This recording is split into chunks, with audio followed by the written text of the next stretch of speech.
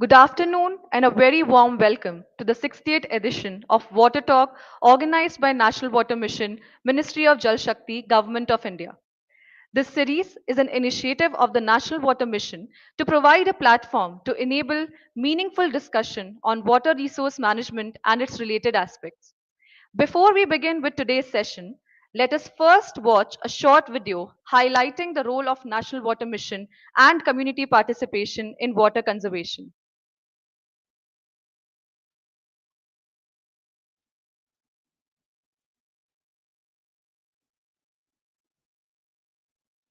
Chirag, we can have the video. जलम जल स्थान गतिम सर्वथा एवं रक्षणीयम जंतु नाम सुख जीवनम हेतु जलस्य रक्षणम नूनम भवतु।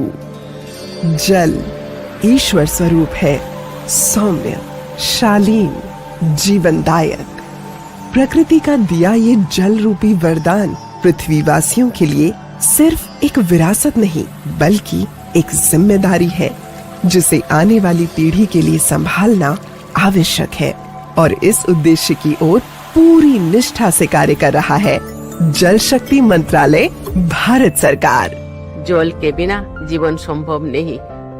हमारी प्राचीन परंपरा में भी पानी के महत्व का वर्णन प्राप्त होता है।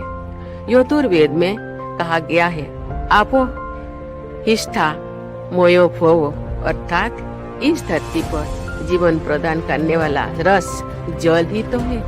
अनियोजित शहरीकरण ने तालाबों और झीलों जैसे जल संचय के परंपरागत तरीकों को लुप्त कर दिया है। हमारी आने वाली पीढ़ियों के लिए स्वस्थ और सुरक्षित जीवन के लिए करना जरूरी है। जलवायु परिवर्तन के प्रभाव का विशेष ध्यान रखते हुए national action plan on climate change के तहत नेशनल वाटर मिशन की स्थापना की गई।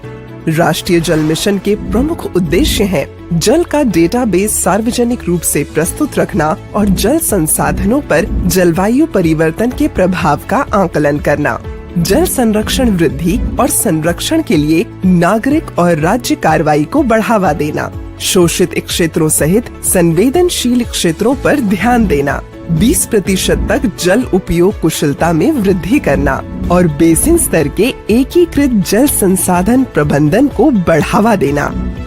जल संरक्षण हेतु 2019 में जल शक्ति अभियान की शुरुआत हुई। जब किसी अभियान से जनता जुड़ी रहती है तो उसे कार्य की गंभीरता का पता चलता है, उसके सामर्थ्य का पता चलता है, उसके स्केल का पता चलता है, संसाधन कितने लगते हैं उसका पता चलता है। इससे जनता में एक सेंस ऑफ ओनरशिप आती है और जो सेंस ऑफ ओनरशिप जो है ना, वो सफलता की सबसे बड़ी पूंजी होती है। 2021-22 में जल शक्ति अभियान कैच द रेन नामक एक खास कैंपेन शुरू किया गया। जल उपलब्धता सुनिश्चित करने हेतु प्रत्येक वर्ष एक मुख्य प्रसंग का अनुपालन किया जाता है। 2023 का मुख्य प्रसंग रहा पीने के पानी के सतत स्रोत, जिसका उद्घाटन भारत की राष्ट्रपति महामहिम श्रीमती द्रौपदी मुर्मू द्वारा किया गया और 2024 में जल शक्ति से नारी शक्ति इस सिद्धांत को प्रबल किया गया। राष्ट्रीय जल मिशन का मोटो है रिस्पेक्ट वाटर फॉर लाइफ, जिसकी ओर बढ़ते हुए जल प्रयोग क्षमता बढ़ाने के लिए जल शक्ति मंत्रालय द्वारा पूर्णतः समर्पित प्रभाग भी शुरू किया गया है, bureau of water use efficiency. ये ब्यूरो कृषि, उद्योग और घरेलू क्षेत्रों में जल उपयोग दक्षता को बढ़ावा देता है, जिसके तहत विभिन्न हितधारकों से जुड़ना अनिवार्य है ताकि कार्यान्वयन हेतु मानक विकसित किए जाएं, जल लेखा परीक्षा को सुगम बनाया जाए, जल पद चिन्हों की पहचान हो, सामुदायिक जुड़ाव को सुविधाजनक बनाया जाए, अनुसंधान को प्रोत्साहित किया जाए एवं राष्ट्रीय और अंतर्राष्ट्रीय स्तर पर वाटर यूज एफिशिएंसी में सर्वोत्तम प्रथाओं को प्रदर्शित किया जाए। राष्ट्रीय जल मिशन द्वारा एक महत्वपूर्ण पहल की गई है। राज्य विशिष्ट कार्य योजना यानी स्टेट स्पेसिफिक एक्शन प्लान, जिसका उद्देश्य है जल संरक्षण, अपव्यय को न्यूनतम करना और राज्यों के भीतर तथा उनके बीच जल के अधिक समान वितरण को सुनिश्चित करना। एकीकृत जल संसाधन विकास और प्रबंधन के माध्यम से जल सुरक्षा, स्थिरता और समता प्राप्त करना है। इसके तहत जल की उपलब्धता, उपयोग और विकास से जुड़े वर्तमान एवं पुराने आंकड़ों का गहन विश्लेषण किया जाता है एवं मौजूदा जल नीतियों, योजनाओं और सर्वोत्तम प्रथाओं की समीक्षा कर जलवायु परिवर्तन के प्रभाव को समझने और उससे निपटने के लिए रणनीतिक योजना बनाई जाती है। स्टेट स्पेसिफिक एक्शन प्लान तैयार करने के लिए राज्यों एवं केंद्र शासित प्रदेशों को राष्ट्रीय जल मिशन द्वारा वित्तीय सहायता भी प्रदान की जाती है। प्रमुख राज्यों को 50 लाख रुपए की धनराशि एवं छोटे राज्यों एवं केंद्र शासित प्रदेशों को 30 लाख रुपए की धनराशि अनुदान के रूप में उपलब्ध कराई जाती है। SSAP सूत्रीकरण के समन्वय और निगरानी के लिए राष्ट्रीय जल मिशन द्वारा 2 नोडल एजेंसीज को नियुक्त किया गया है। North eastern regional institute of water and land management, Tezpur, Assam, national institute of hydrology, Roorkee, Uttarakhand. इसके अलावा जल इतिहास नामक पोर्टल पर ट्रेडिशनल वाटर हेरिटेज स्ट्रक्चर्स की जानकारी सार्वजनिक रूप से प्रस्तुत की गई एवं जन भागीदारी को भी अत्यधिक प्रोत्साहित किया गया है। इसी कड़ी में एक विशेष पहल की गई है, जल संचय जन भागीदारी, जिसके अंतर्गत गांव का पानी गांव में और घर का पानी घर में इस उद्देश्य की ओर तीव्रता से कार्य हो रहा है।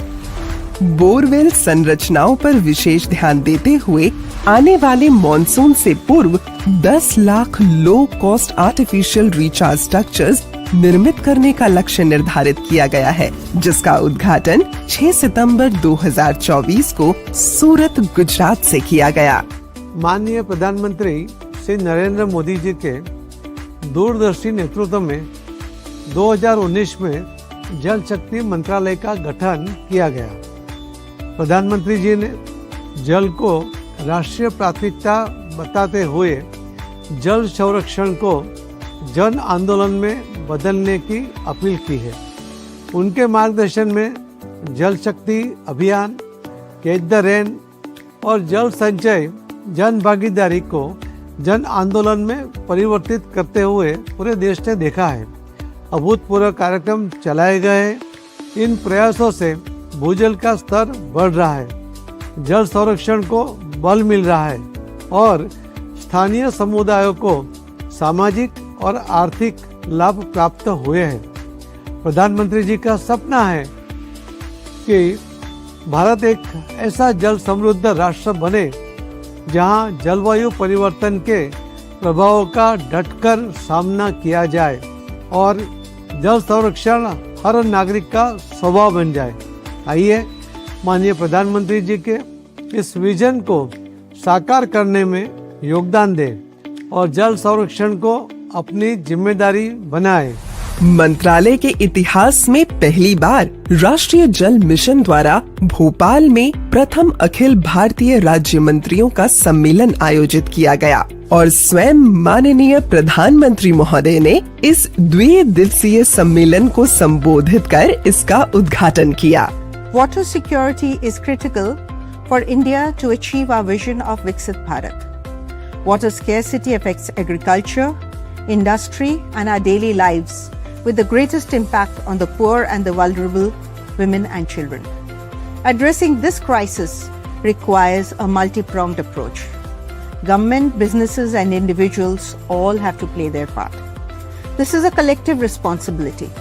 We need to be mindful of our water consumption, adopt water-saving practices like rainwater harvesting, and contribute to a sustainable water future. जल शक्ति अभियान के अंतर्गत लाखों की तादाद में रेन वाटर हार्वेस्टिंग स्ट्रक्चर्स बनाए गए, अनेक जल निकायों का पुनर्विकास किया गया, विभिन्न जिलों में जल शक्ति केंद्र स्थापित किए गए, हजारों ट्रेनी प्रोग्राम्स और किसान मेले लगाए गए, वाटर बॉडीज की जियो टैगिंग और GIS मैपिंग की गई, और जिला स्तर पर साइंटिफिक डिस्ट्रिक्ट वाटर प्लान भी अपनाए गए।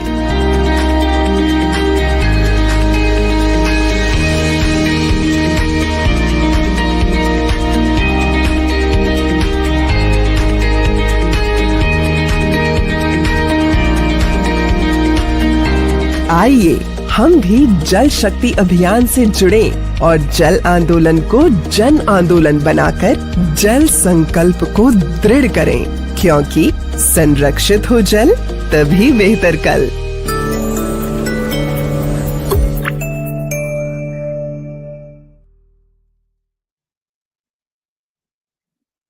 I think that was a very comprehensive video on the initiatives taken by Ministry of Jal Shakti in water conservation and water resource management, and a very important message that comes out of this video is that community participation and grassroots action is the way to go ahead for sustainable water management in the long term. So we can begin with the session then. It is my privilege to have Shiv Mohan Dikshit sir from Ministry of Jal Shakti. Welcome, sir. And it is also my honor to welcome Dr. Jayshree Vencatesan, co-founder of the Chennai-based Care Earth Trust. Thank you for being here with us today, ma'am. It My is our pleasure. privilege to have you here. I Pleasure. would like to tell my audience that Jayshree ma'am is an environmental conservationist and she has dedicated 2 decades for environmental conservation, emerging as a leading voice in wetland restoration and conservation. In 2024, she became the first Indian to receive the Ramsar Award for wise use of wetlands, a global recognition presented by the Ramsar Convention Secretariat. And today she is with us to tell us about the critical role of wetlands that they play in sustainable ecosystem management as well as water resource management. As we all know that wetlands are a very vital resource for water conservation and water retention. And here we have Jayshree ma'am to tell us how Care Earth Trust and she leading the Care Earth Trust, how are they fostering sustainable wetland management and how wetlands can be used wisely for ecosystem management. Very warm welcome, ma'am, again. And Thank you. over to you for the presentation whenever Thank you you. say we, yeah. Yeah, may I have the slides, please? Yes, sure. We can have the Namaste, presentation. Vanakkam, good morning. I would like to straight away get into the presentation, and essentially I will be talking about the wise use of wetlands. My name is Jayshree Vencatesan, as it has been mentioned already, and it's surely for certain a privilege to be here to share my thoughts with you. Can we go on to the next slide, please? Yeah, I am part of this very small organization called Care Earth Trust. Not many people know about us, and that's an advantage because we go about doing our work in a very quiet manner. It's a not for profit research and conservation organization. We are a group of scientists, actually. All of us have some connect with the Indian Institute of Science, and that's where most of us graduated from. And the mission is very clear. It's biodiversity, people, and conservation. And this is our 25th year, and so I'm so happy that I got a chance to participate in this event. And we've been awarded the Indira Gandhi Paryavaran Puraskar earlier for our work on wetlands, for saving a marsh in Chennai, and also for restoring the population of black buck in IIT Madras. We are an accredited organization of the UNEP and the Dutch program called Water is Leverage. The next slide. Yeah, without wasting much time, let's straight get into the technical part of the presentation. And some of this may sound rather fundamental to you, and you may wonder why I'm doing that. I'm doing that because very often we miss the very operative and key part in what we assume to be very well known, what does not require a kind of a repetition. That is the point that I'm trying to emphasize. So let's begin by understanding what are wetlands. The definition, as you can see, is very generic. This is the standard definition given by Ramsar Convention.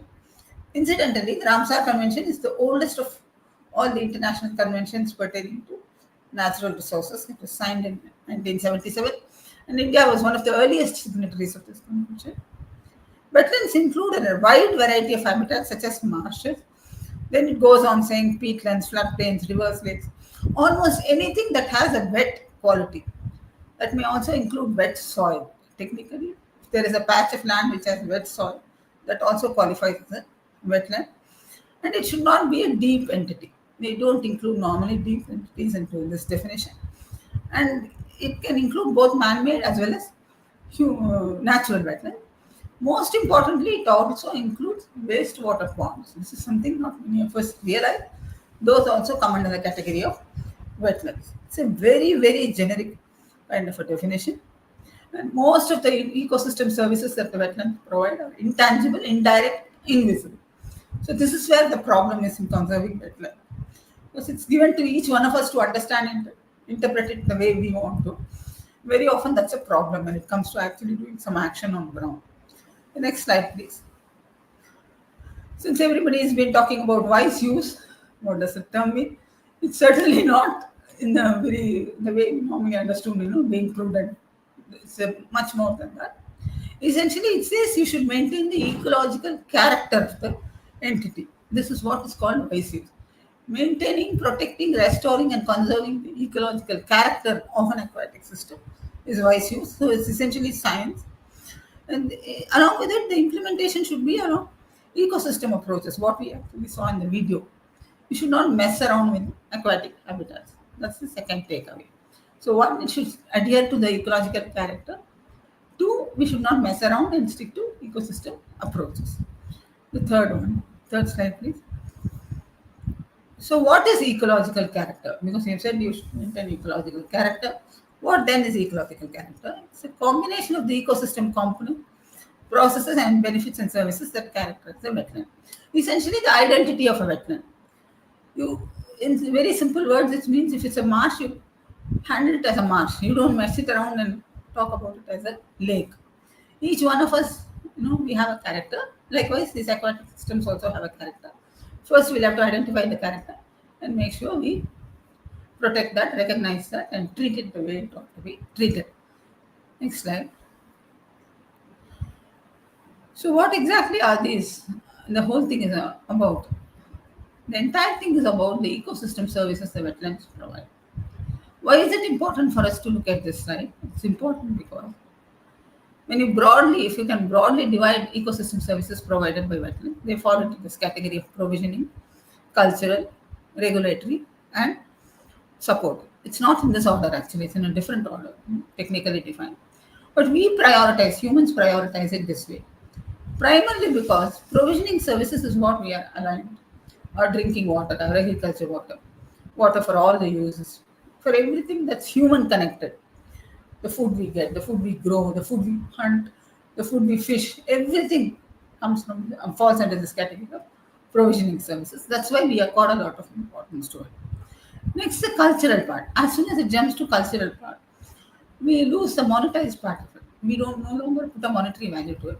We take it for granted. We all love going to the banks of the river. Watching the Ganga gives us great joy. But do we ever think how much of value that is actually in terms of monetary value? We don't. We take it for granted. We look at it as a vardhan. So the importance comes down a bit. But still it's river. So cultural and aesthetic values and all these get accomplished. The third is the regulatory thing. This is where now climate change is making a big difference. Until now, all those things that we took for granted, which we assume is nature's way of treating us, protecting us, is now coming back to hit us rather badly. Because most of the events, the extremities that we see, whether it be climate extremities, the disaster, are all a result of cumulative action of human abuse of nature over a long period. So it's here that we now realize that wetlands actually have been very silently protecting us. They've been protecting us against floods, against storm surges, you name it, any natural event, it's wetlands which actually do the protection. Because one thing that you would notice from the definition, wetlands exist everywhere, from coast to high altitude areas. So any place you live in, whether you live in the shores of Rameswaram or high up in the Himalayas, you have wetlands protecting you and doing it rather quietly. But this service of regulation has never been monetized, never been valued. So, but it's only now that we realize that this is something very critical, but the kind of recognition that it ought to get, it hasn't got. Finally, the support services. This is very important, and I'm very happy that the video actually highlighted this, because we tend to assume everything to be human-centric. That's a tendency that we as a species have. Supportive services is the kind of services that the wetlands provide to other living organisms. So that is something that we don't value at all. We push it right down. So this is how we handle ecosystem services when it comes to wetlands. Although in terms of economic value, in terms of carbon capture, they stand the highest. Next slide, please. So what did the Ramsar Secretariat do? They very smartly said, let's not call them services. Let's make it very precise. Tell people what wetlands are doing one by one in very absolute clear term. So it says it actually protects you from flood control. This goes so specific. Groundwater replenishment. And let me run through the list. It will tell you how critical wetlands are. Shoreline stabilization and storm protection, that's the coast. Sediment and nutrition retention and export, which is critical, the base for agriculture. Water purification, reservoirs of biodiversity, which is where you get all your fish and everything. Wetland products, this includes fodder, medicinal plants, some of our most charismatic medicinal plants like the Brahmi, they're all aquatic systems based. Then cultural values, of course, we know, recreation and tourism, and climate change mitigation. So this list has been made public so that people get to know what precise role wetlands play that is very relevant to humans as a society. It does not mean that the services stop with this. There are so many other services that the wetlands provide, but they are not of major consequence to humans. I mean, we're talking about the common man, so that's kept a bit down. It's kept so having said all this, we also are aware that world over, and especially in India, and especially in South India, there have been many projects made by the government, by the civil society, by research organizations, which speak about restoring wetlands. X number of wetlands have been restored and all that. Is there a guideline to monitor how restoration takes place? That's the next question. And there's a very simple kind of a framework that Ramsar Secretariat once again has put up. It says the first metric that you'll have to look into when you embark on a project of restoration is whether you've been able to maintain the wetland area. Essentially, have you been able to keep the area which retains, captures, percolates water intact? Have you improved water retention?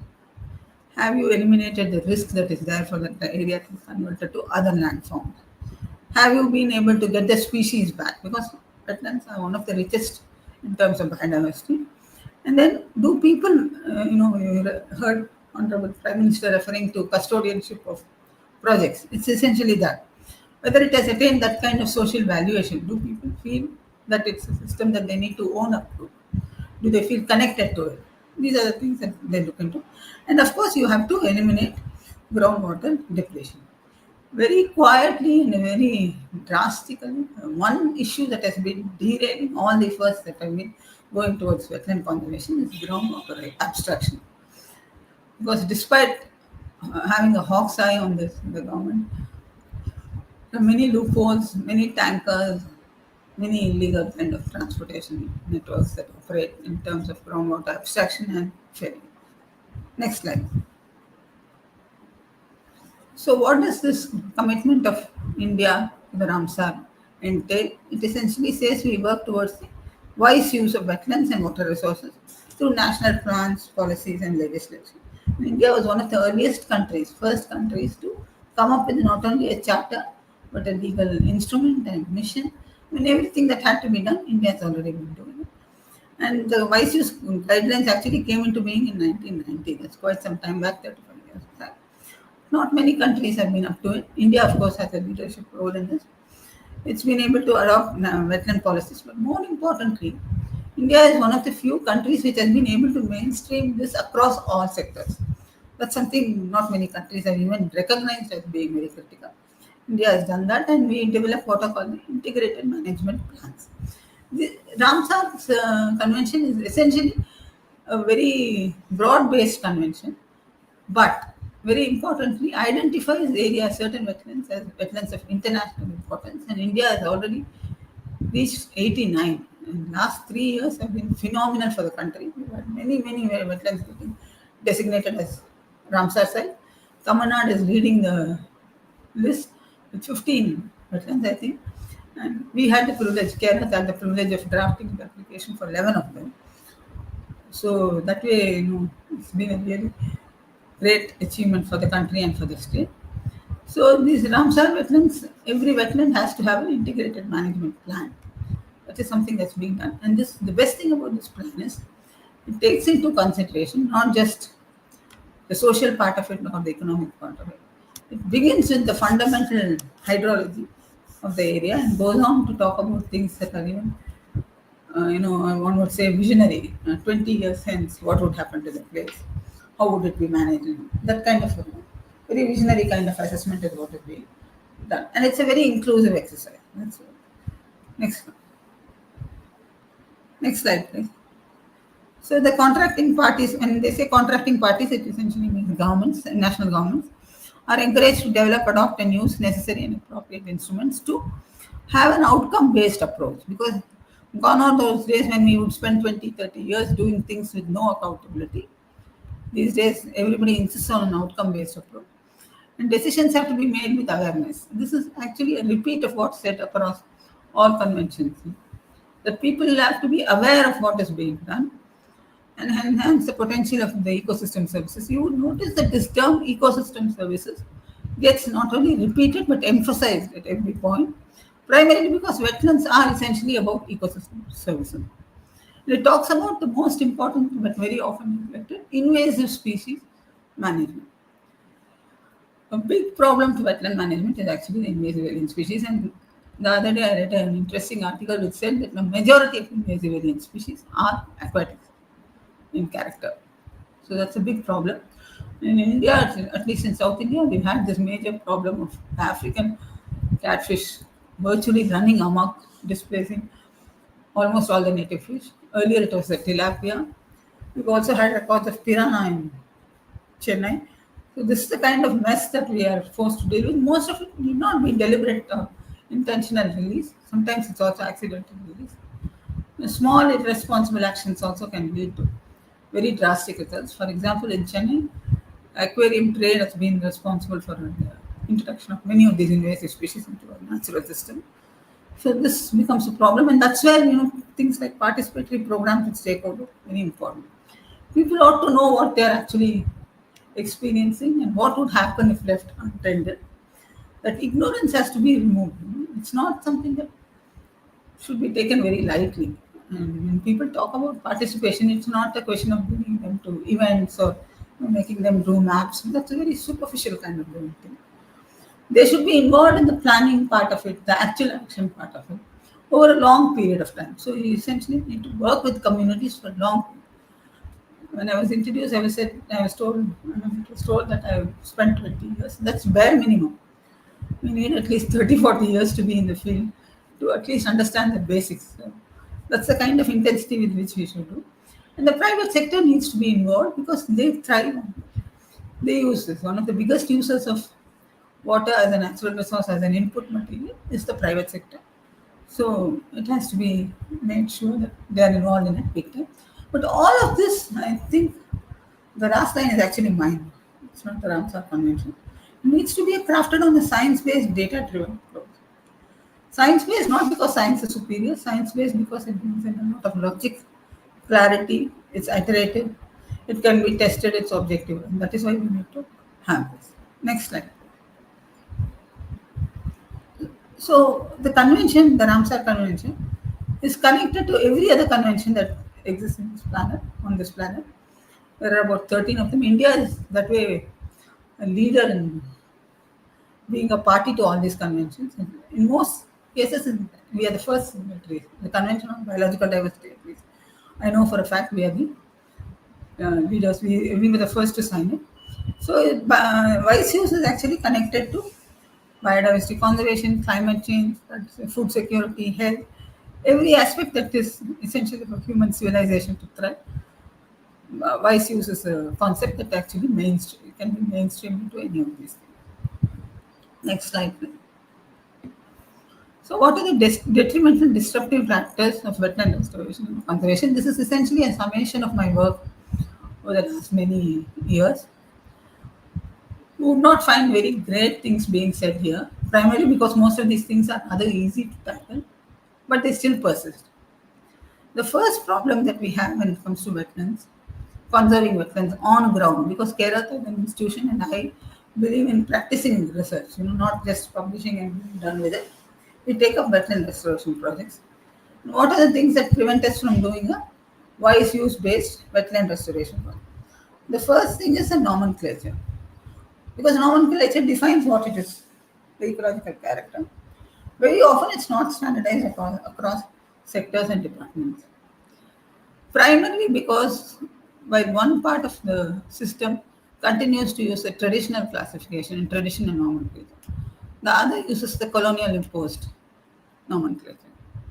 Wetlands in most instances is referred to, we refer to paddy lands as wetlands. That's a remnant of the British categorization of our lands. In South India, at least in Tamil Nadu and Andhra, when somebody says it's a wetland, it means it will be a paddy growing area. So such basic things, when we don't have them sorted out, it becomes really difficult to work with all the departments concerned or all the entities that are concerned. At times we end up talking at cross purposes. The second thing, we don't really have a clear number of, the exact number of an idea of the exact number of wetlands that exist.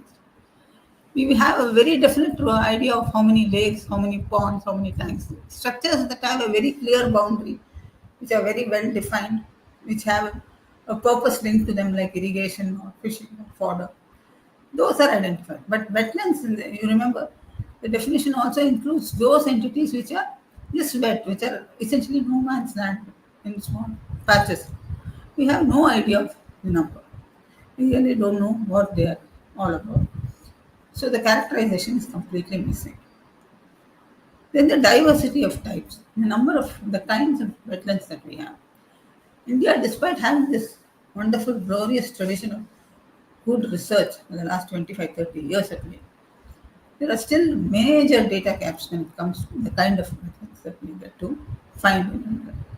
Let me give you an example. Until recently, it was believed that the southern Western Ghats, that is essentially Western Ghats in the states of Tamil Nadu, Kerala, and Karnataka, do not have any wetlands in the high altitude area. Lo and behold, 5-6 years ago, they were discovered. We've discovered very good patches of marshes, spring-based wetlands, and stuff like this. And some say even peat areas, peatlands. That has not been authenticated in the Western Ghats. That would be something of a surprise, no? Because Western Ghats is one of the most studied regions, landscapes of the country. Even there, you have this kind of major data. And then you have multiplicity of names. The same area being referred to, one, you don't have name at all, or two, you have multiple names. So there are times when this causes a lot of confusion because you really don't know what entity you are handling or dealing with. Next slide. So the point I'm trying to make here when I speak about the ancient Tamil classification is not so much to celebrate and say that only Tamil Nadu has this kind of a categorization. To just pinpoint that much wisdom seems to have existed in our history with our previous generations. Because if you look at the ancient Tamil classification, which is still in use, by the way, it is a thing that's very normally used in everyday's conversation, there are 47 types of wetland. The most important thing about this is the features that are used to designate a wetland as a particular type are very different from what we do. One, the depth is the most defining factor. The depth of the wetland is the first attribute that early Tamils used to classify wetland. Then the manner of organization, which is connected to what? Is it a cascading system? Is it organized as a complex? What is the connection? How was it being carved out? These are the second thing. The third thing is how the inlet and outlet have been placed. And of course, fourth is the source of water. Does it get water from the monsoon alone or does it get fed by the rivers? Then it's generalization based on homogenization. Something the ancient Tamils did not subscribe to. What has happened is exactly the opposite of what the ancient Tamils practiced.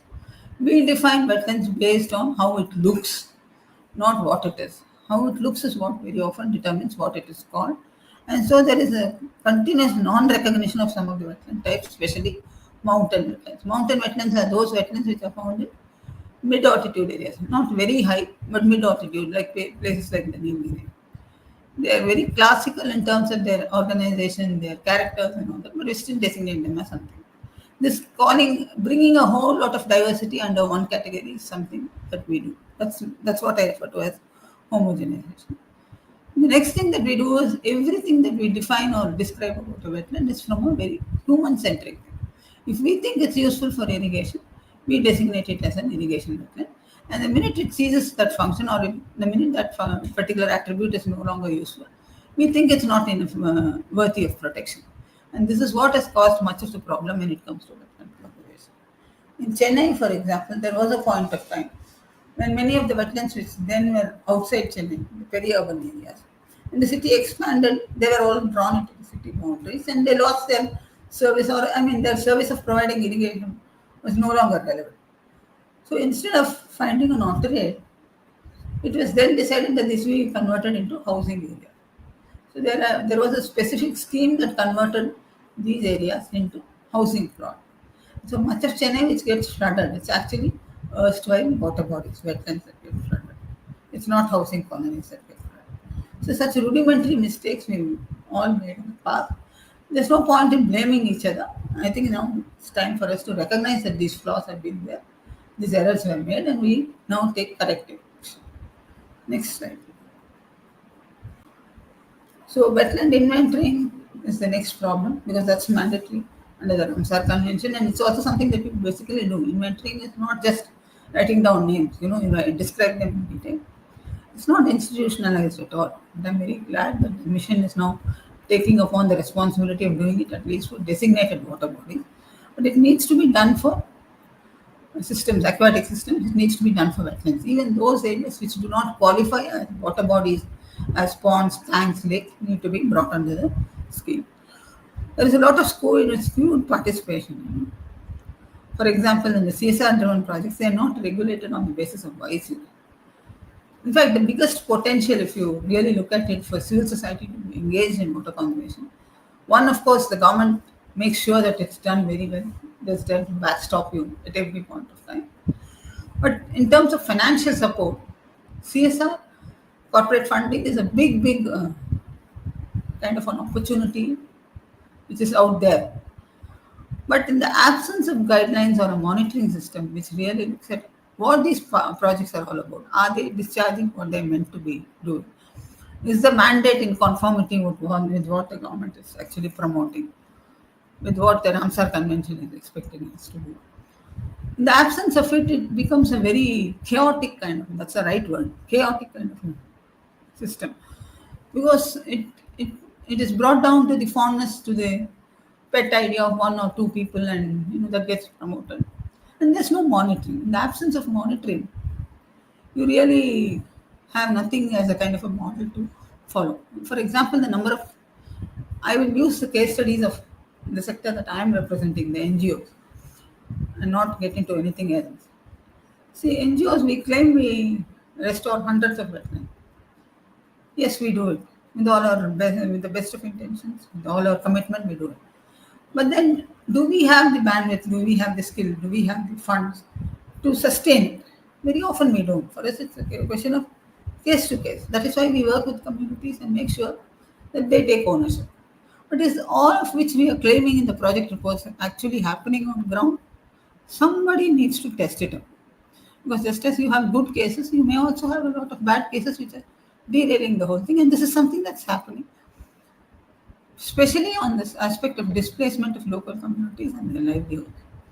Very often, when your plans are not anchored in ground reality, especially when it comes to wetland conservation, the kind of stuff that you do under the plan of restoration actually displaces a lot of community.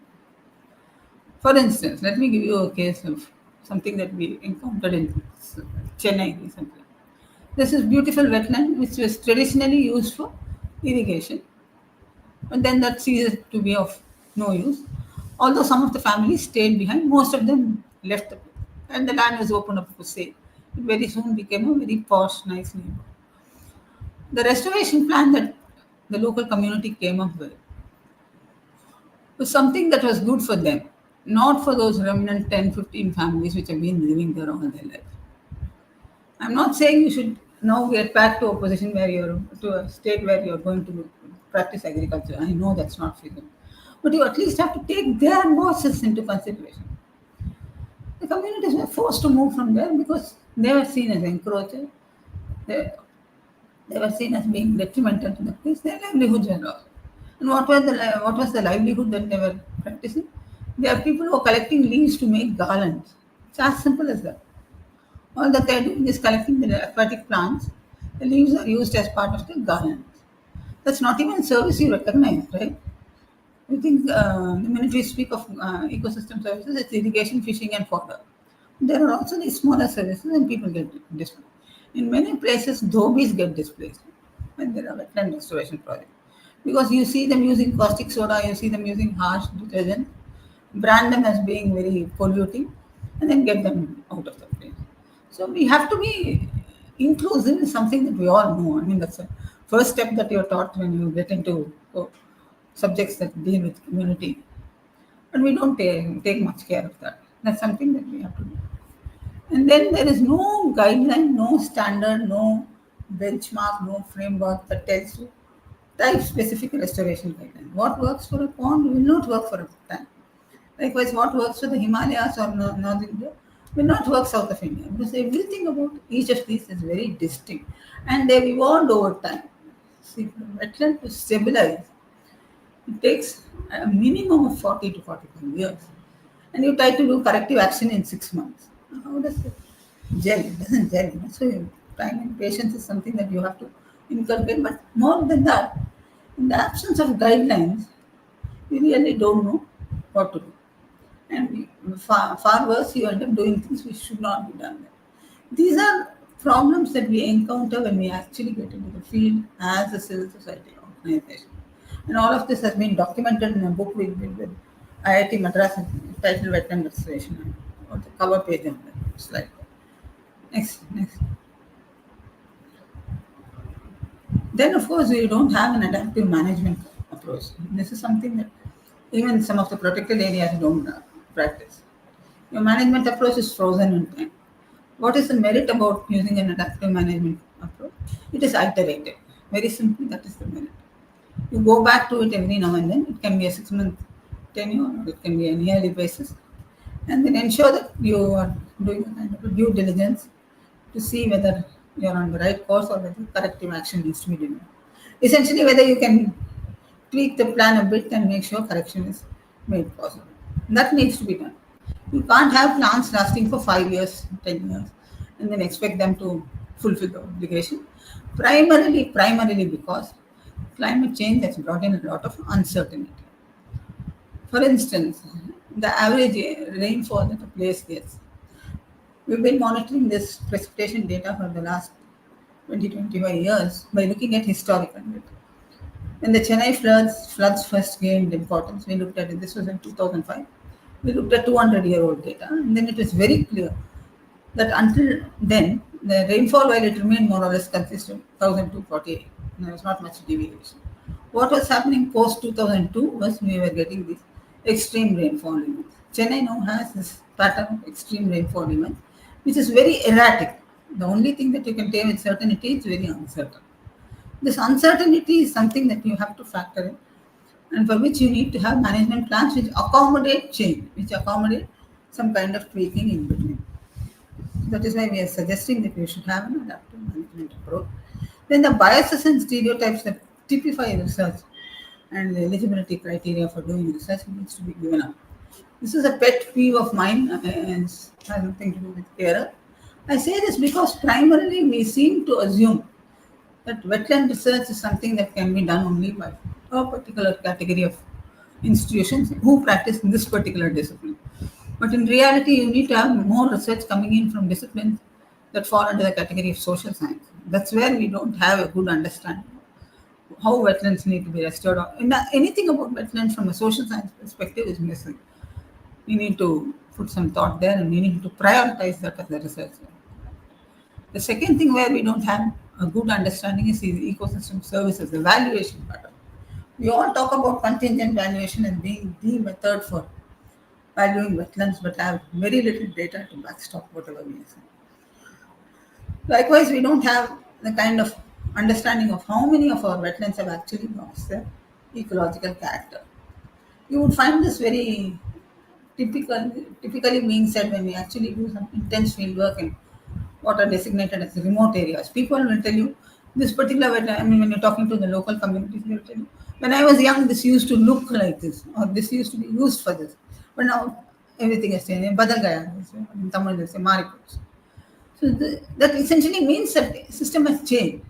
Why has it changed? What has it changed to? Does the system, do wetlands really change? These are things that not much understanding is there. We need to focus on it. Because one of the problems that we have in restoring wetland is the kind of difficulty that's associated. I'm not making comparison, but it's relatively easy to recover, restore terrestrial bed as compared to wetlands. Because they're shallow, transient aquatic system, they do what is called a flip, ecological flip. Either they become deep water bodies, then it's a problem, or they completely flip into terrestrial. The biggest invasive species of India, Prosopis, thorny bush, plays havoc when it comes to wetland. It takes just a year or two for a wetland to totally disappear and overrun by Prosopis. After that, God help us, there's nothing we can do about this. And then, of course, we don't have a monitoring system, especially where there is a participatory monitoring system. The communities with whom we are working, they also need to be part of the monitoring system that we don't have. Next slide. This is something that I'm saying with a lot of pain. The video made a beautiful reference to the glorious cultural association that we have. I had the opportunity of authoring the report, which was submitted by Government of India to the Ramsar Convention. My team traveled the length and breadth of the country. It was an all-woman team that actually wrote it. You know, the kind of association, the kind of, what should I say, bond that we had as a country, as a culture with wetlands, the kind of bond that was forged out of an understanding of what aquatic systems are, the kind of importance that we assign to it, the kind of deities we may nominate to the place. Where has it all gone? We may say that it exists, but it's forgotten history. Even in those places where these wetlands exist today, not many people knew about it. Traditions associated were completely lost. Relationship was severe, and most of them were being treated as no man's land. There were exceptions, of course, like the one you had in Mandi, Parashar, places in Kotak, Bhubaneswar, Sundarbans. The bigger entities, the well-known entities, they're all there. But there are a whole lot of other entities that are disappeared. In fact, very close to Chennai, there is this wonderful place called Madurantakam, where the history, it's a bit of a myth, but it's beautiful. It says that the British officer who was there, saw a vision of Lord Ram protecting the wetland. Even people in those villages didn't know about it. So the connect is gone. When the connect is gone, neighborhoods don't care what happens to their wetland. And this is something typical of all the urban wetlands that you see. Communities living on the banks of the wetland have no connect with the wetland. So this kind of lost association, the kind of ignorance that typifies it, is what is causing a big problem when it comes to creating a constituency for the wetland. You need the local community championing it. Wherever they are doing it, it's working well.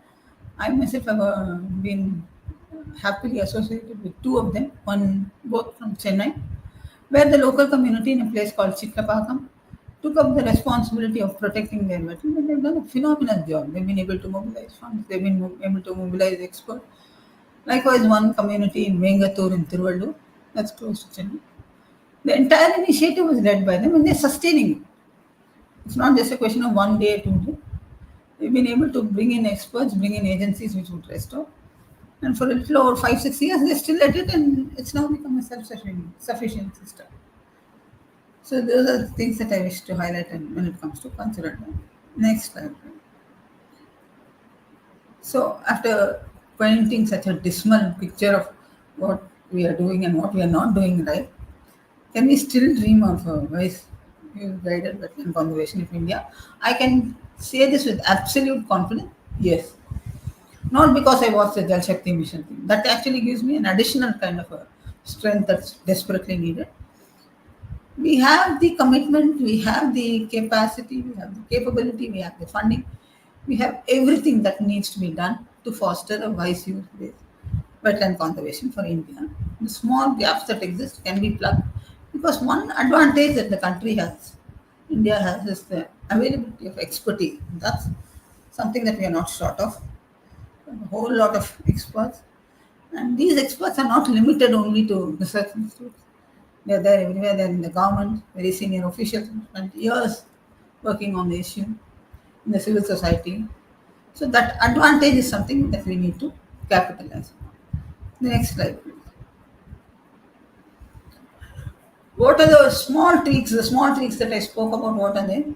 First, of course, we have to reiterate, emphasize, drive it home hard that the natural defense and buffer system for climate change, especially against floods and droughts, comes only from wetlands. These are our nature's vardhan for handling climate change. For all the mess that we heaped on the planet, we still have a hope in wetlands. These are the only options for water security. And water is essential for everything. For the civilization to be there, we need water. So fresh water we know is very, very limited. In fact, my own association with wetlands was influenced by a statement that I heard in a meeting many years ago, and then President of the World Bank, Mr. Ismail Seragaldi, spoke about how if there were to be an end of war, it would be based on water. I was a young scholar taking down notes in that assignment. That struck such a chord in me that I decided I'll work on wetlands. Essentially, we are talking about water security. We have to be secure. We have to progress the way we ought to. Wetlands are absolutely a must. That needs to be driven home. It's not a question of protecting only lakes, ponds, and camps. It's a question of protecting every system that has the ability to hold water, to discharge water, to percolate water. And that's why it needs to be treated as infrastructure. We should no longer look at infrastructure as being limited only to buildings and roads and railway networks. Infrastructure needs to include social infrastructure, also natural infrastructure. One of the key elements that we need to look into wetlands.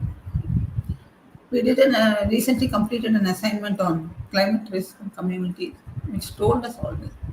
Further reiterated by the green printing report that we did with IIT Madras and the Nature Conservancy, essentially looking at how would the city be if wetlands are protected. Extreme case if all the wetlands were usurped and converted into land. This kind of a modeling we did, and we were able to very clearly show that if Chennai, I can limit myself only to Chennai on this. If Chennai has to sustain, it needs to protect wetlands. The next, it's also time that we looked into wetlands as multifunctional habitat. We all know that we really don't have the kind of land the country wishes to have. Every bit of land needs to be put to multifunctional. The same goes for wetland. We can no longer dedicate huge areas and reservoirs. That option is gone. The reservoirs should have additional features. We should have restoration goals that are very realistic and time bound. You cannot be forever claiming that you're cleaning up a river, 5 regimes, 6 regimes, and you're still cleaning up the river. That shouldn't be there. Innovation has to be there. And violations to aquatic systems need to be treated very, very severely.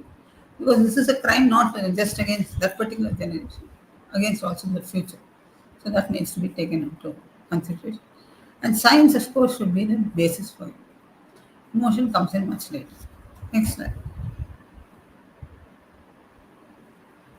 And this is something that I'm hoping would be taken seriously.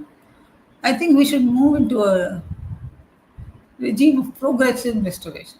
This is especially because we have this debate of whether we practice conservation or whether we should go for development. I for one don't believe there is anything of a dichotomy there. Your development has to include conservation of natural resources. These two are the same actually, two sides of a coin.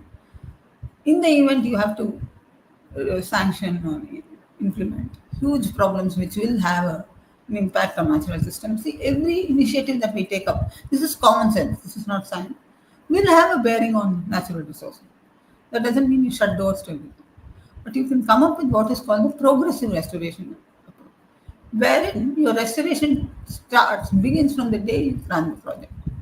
It's not a kind of an aftermath that you're looking at. You don't complete a project and then get into a restoration. Your restoration begins at the time you plan it. So it's a very safe kind of an approach.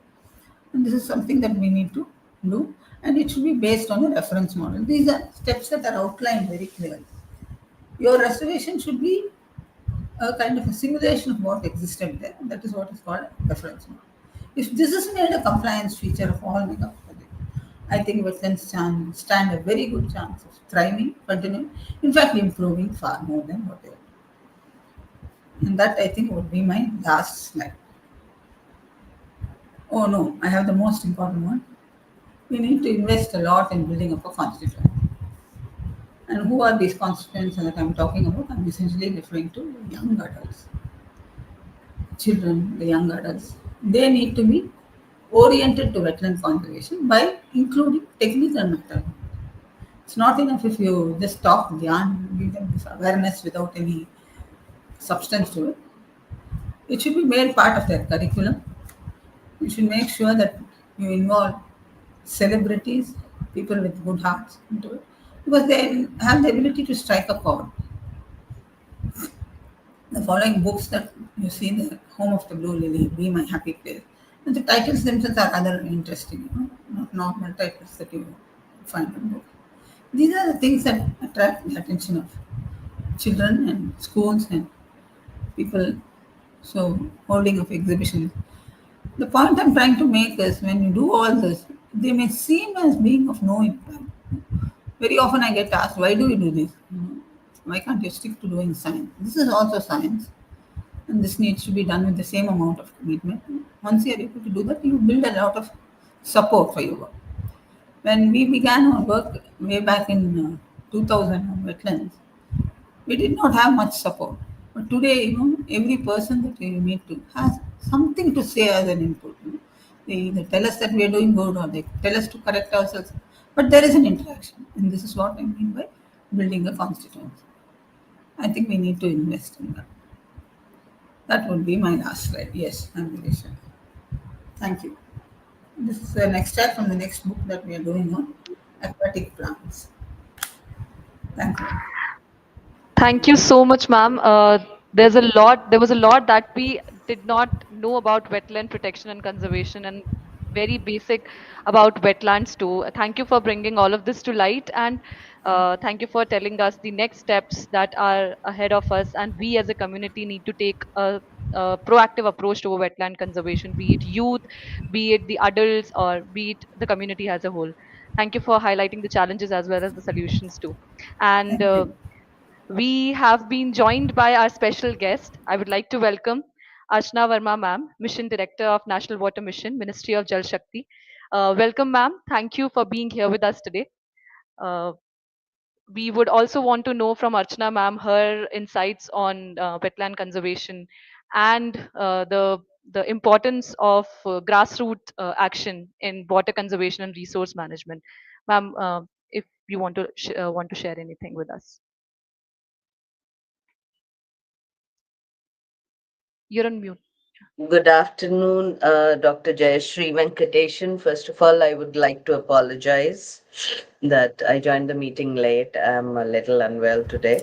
Good And afternoon. I saw through the presentation, and really, you came out as a very, very remarkable person who has, not only won the Ramsar Award for wise use of wetlands, but also single-handedly been able to, build a whole community and raise awareness about wetlands and also work for its protection, especially in Chennai. So, first of all, really, we extend our gratitude to you for all the great work that you have done, especially in Chennai. And the best thing is that not only have you worked, you have very scientifically documented all the works. And when you talk about evidence-based, interventions, evidence-based policy, that is something which is very, very important. That we need our policies have to be backed by evidence and voices, especially of the community from the field. Having said that, let me just outline a little about the wetland policy in India. Wetland conservation is not under the Ministry of Jal Shakti. Despite it being a marshy water body, it is under and it's a water body, it is under the Ministry of Environment and Forest. So basically, policies on wetland are determined by the Environment of Forest, uh, and we are guided by the Ramsar Convention. We, at the national level, as you must be already aware, but I'm just talking for the knowledge of the viewers, we have the Wetland Conservation and Management Policy Regulation, which is basically a framework of regulation which mandates there's a national wetland committee under the Ministry of Forest. Then we have the state wetland authorities, and water being a decentralized subject uh, under the overall guidance of the national wetland policy, a national wetland committee. It's basically the state wetland authorities which are supposed to set the framework and provide guidance, and all the issues that you have highlighted with regard to the problems in because I was in Assam, and Assam has a lot of wetlands, and the Por Beal is one of the Ramsar convention site. But there are many problems which wetlands faces. First is, even though we need community participation, the first opposition comes from the community because of the encroachment that happens on the wetlands. Because they're shallow marshy lands, it's basically easy to encroach. So there are issues of encroachment. There's the issue of you know certain types of weeds also growing in the wetland, which may be harmful for the ecology and for the flora and fauna of the wetland. So the cost of doing all that. So I completely agree with you that, we have state specific efforts. Like I think Jammu Kashmir, Punjab, these are some of the states which have done, Jammu Kashmir and Punjab have come out with health cards for wetlands. They have, looked at their wetlands, and they have done ground truthing and come out with health cards. So that I think is a very good idea to rate your wetlands. That what is the health of your wetlands? So this health card scheme, health card initiative for done by especially Punjab and Jammu Kashmir, I think is very well. Then, just like in Jal Shakti Abhiyan, when we started, we have been insisting on a integrated district water conservation plan for rainwater harvesting.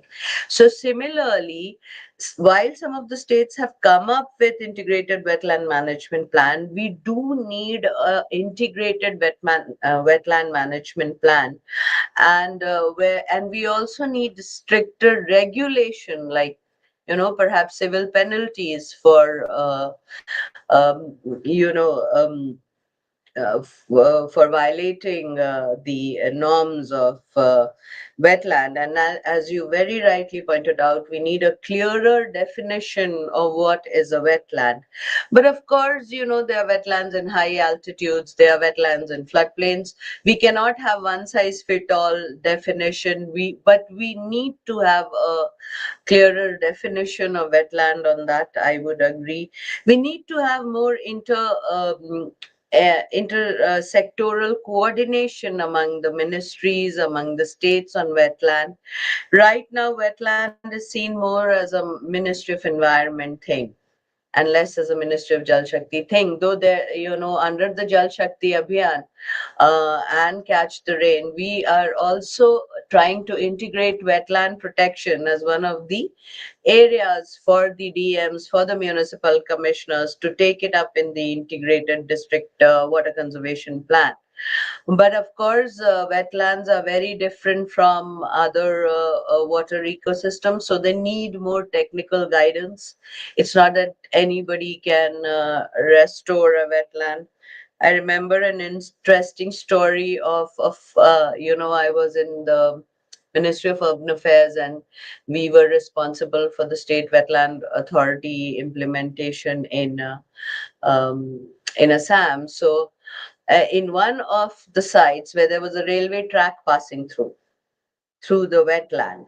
So the NGT or some other, I think it was the NGT, was very clear that this cannot be encroached because this is a site which is for a wetland, and also the site where elephants pass through that site.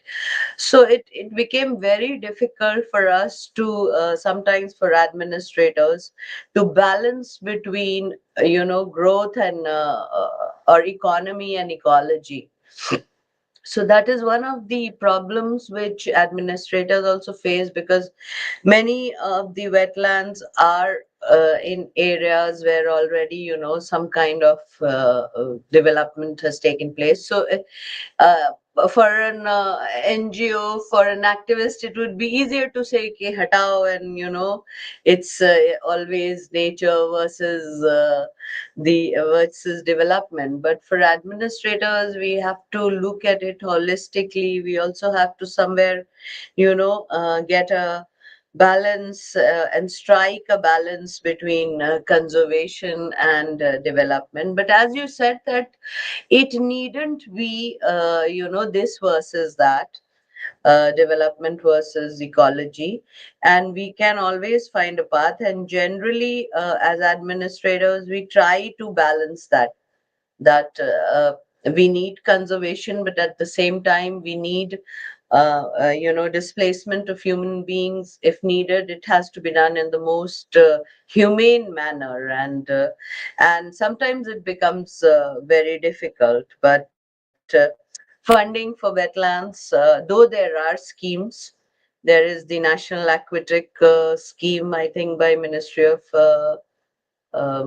Environment and Forest. There are some central schemes for wetlands. I think they are not enough. But gradually, I also feel that, especially with the Ramsar sites being, India being one of the leaders in having as many Ramsar sites, and the National Wetland Portal, if you visit, if anybody visits, it has a lot of information on what is happening in wetlands across the state. So we are gradually, I think, consciousness, especially when people see that the problems of having lost the water bodies in urban areas, when people are actually facing not only the heat, they're facing scarcity of groundwater, they're facing lots of problems of mosquitoes and all, because you don't have water bodies which absorb so many of the bugs that bite us.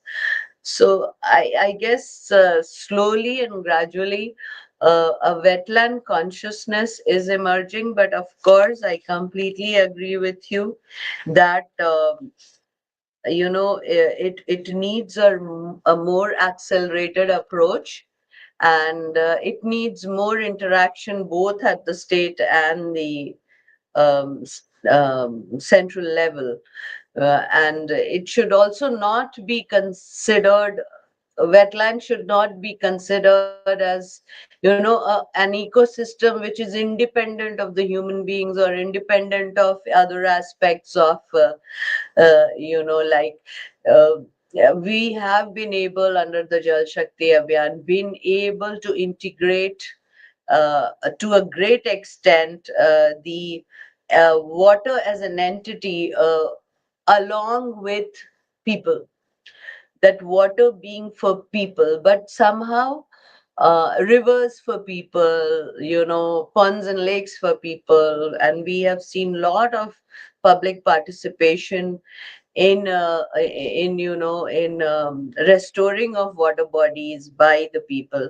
But for wetlands, perhaps because of its because of the statutory framework and because of its fragility, it has become an a very standalone ecosystem. So people who claim, so it's somehow somewhere looked at it in isolation of the people and the habitation and where they actually are situated. So we need a lot of community involvement in wetland conservation, and we also need the uh, people who are conserving the wetland to understand that, that it is finally the community which has to take ownership. It is finally the people who have to conserve the wetland. So somewhere, it cannot be that no, wetlands are ekdam sacred and they cannot be touched and nothing can be done. So that kind of approach generally I've seen doesn't work for a sustainable approach. So while we need regulation, while we need penalization, we also need a more favorable balance between the community and the saviors of wetland to come together to do, and the state agencies to do something which is practical and which is a win-win for everybody. So these are my first thoughts, Ananya. Over to you. Thank you so much, ma'am. It was very interesting to understand the civil society organization perspective as well the administrative perspective, the challenges and the opportunities that are there from two different perspectives for a common goal that we have in front of us. Uh, we can take up some questions. We have some questions from the audience if the time is permitting, ma'am. Can we? Uh, s- Sorry, ma'am, you're on mute. Cannot hear you. Two, three questions because I have to prepare for a meeting with Honorable Sure. Minister. Yes, we'll take a So, couple only. Okay. The first question is and from I would want Jesh. it to be addressed more to Jayshree ma'am because then we can learn so much. I Yes. can. Okay. Okay, so take Sure. the Sorry. questions which I addressed to her. Sure. Sure, ma'am. Okay. First question is for Jayshree, ma'am. Ma'am, the question is that if you can please elaborate on how wetlands replenish groundwater and how do they purify water. If you could elaborate on the process in these two services. That's going to be a very long answer. Maybe you can request the person to get in touch with me independently. Okay. Because If you could it's just, yeah, if you no, can essentially briefly, wetlands, yeah, wetlands, I will give you the basics. Wetlands have a soil profile that is very spongy.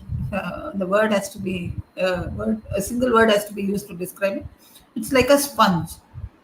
So just as a sponge would function, this wetland also functions. If you pour water on the sponge, it takes time for it to take it in. I mean, it doesn't immediately absorb. It retains it for at the surface for some time, then slowly draws it in and keeps it in there. But it doesn't keep it in forever. There will also be a discharge now.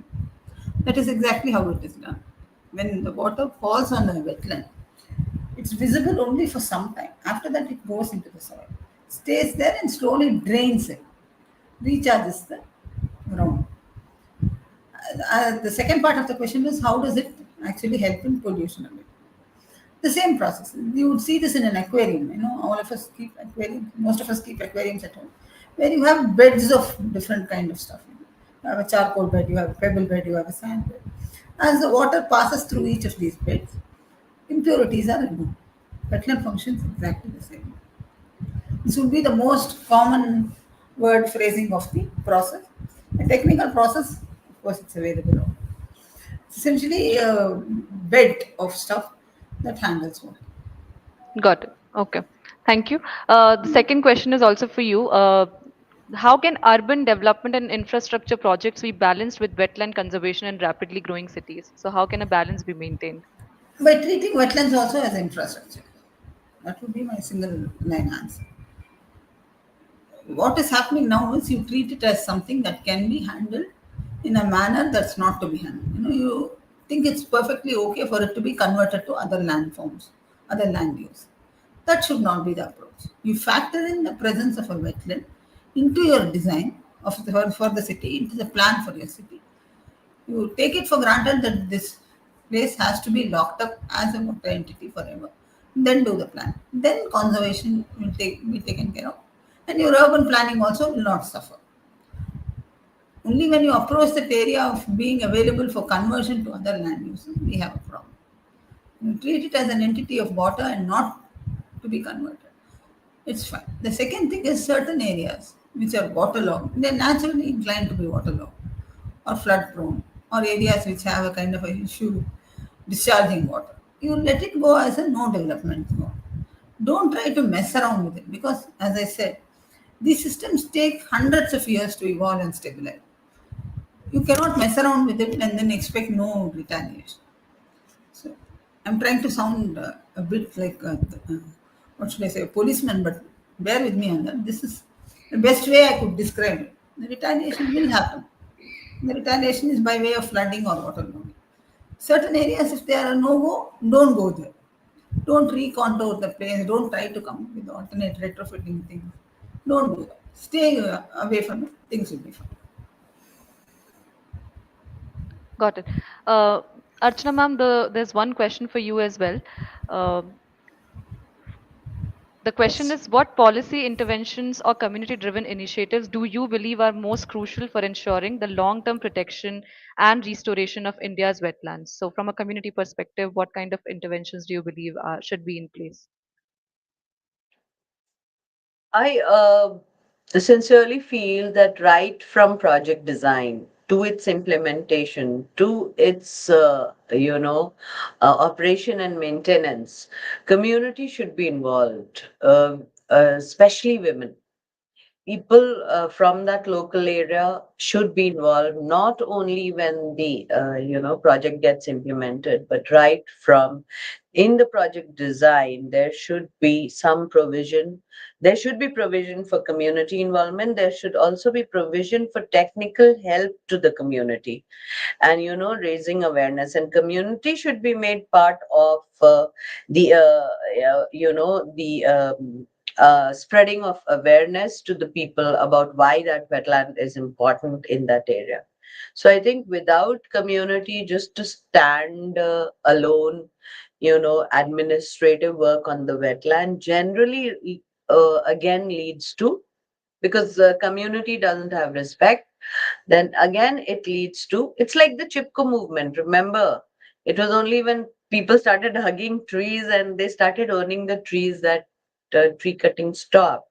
So it's something like that, that should be people should chipko to their wetlands, and they should stop others from desecrating it once it's made. So right from project design to the end of the project to its maintenance, community should lead the initiative in water, in wetland conservation. Right. We will take just one more question for Jayshree ma'am again. Ma'am, the question is, what is the role of local communities and indigenous knowledge in the conservation of wetlands? Absolutely critical. When it comes to indigenous knowledge, the kind of repository that the country has is breathtaking and unbelievable. But I should also say that documenting indigenous knowledge is not as easy as we assume it to be. Very often, what we end up documenting as indigenous knowledge would be things that everybody knows, and it's not something specialized. You need a specialization. You need specialists to document indigenous knowledge, but it is very critical. I will just share one small example. Take just a minute. This is in the district of Ramanathapuram, where we were assigned, Care Earth was assigned to do the wetland action plan for two bird sanctuaries, which are adjacent to each other, just 100 meters apart or 50 meters apart. And both get treated as a single entity. And we had gone there for assessing the wetland and found that there was not even a drop there and there were no birds there. And the frontline staff of the department who were accompanying us told us it's because of climate change that there is no water. But we looked around all of the wetlands, which is in that place. The Ramanathapuram is full of wetlands, had water, and we were wondering what was happening. A group of senior women, you wouldn't believe this, all of them above 70 plus, they told us the fundamental mistake is in the manner in which these wetlands are being treated.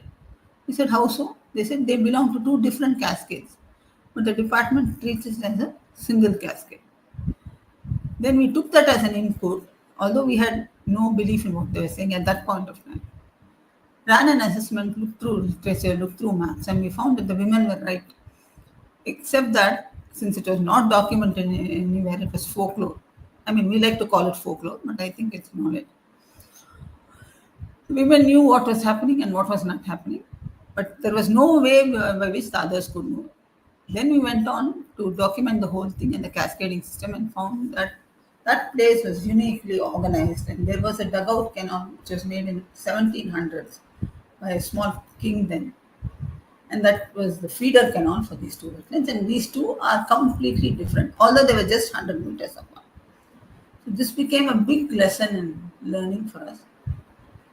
So that's the kind of knowledge you're looking at. I mean, the point I'm trying to make is that's the precision and that's the depth of knowledge that you have in indigenous knowledge. That needs to be brought into planning. As ma'am was saying, every aspect of it we have to consult, we have to include. There's no point in putting that as an addendum in your report, that there are these women who say this. Put their pictures on the cover. That's what we do end up doing. I'm talking about civil society. We should celebrate, but more importantly, give them the recognition and take the knowledge and include it in your plan. Only when it becomes critical as an input in your scheme of things does all this happen. Otherwise, it's just mockery, I feel. True. Thank you, ma'am, for those insights and those answers. Archana, ma'am, parting word from you. Any other insights that you would want to share with us? Ma'am, mute. I would like to thank Jayshree ma'am again for the very insightful discussion and for the good questions also. And I have to really rush. So thank you, everybody. Thank you so much, ma'am. Thank you, Dr. Jayshree, ma'am, Thank for you, being ma'am. with us here today. And Thank thank you you. to our wonderful audience for the questions. And we will be back again with the next edition of Water Talk. Thank you so much. Thank you, everyone, Thank for you so being much. here with us. Thank you. Thank you, Thank you. ma'am.